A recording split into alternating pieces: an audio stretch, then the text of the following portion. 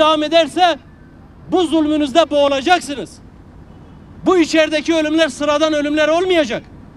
Ya bunu hep birlikte durduracağız ya biz de arkadaşlarımızla birlikte gerekirse öleceğiz. Bu kadar net söylüyorum.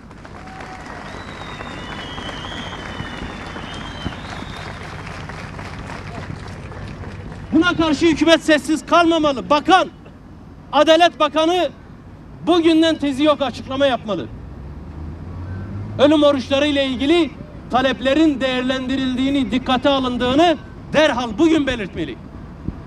Araya bayram giriyor. Bu ölümlerden asla ama asla hiçbirinizin sorumluluğu kurtulmaz. Hiçbiriniz sorumluluktan kurtulamazsınız. Bu kararlılığı doğru okuyup taleplerle ilgili daha fazla sesimizi yükseltmek zorundayız. Bunun dışında biz çözüm yolu görmüyoruz.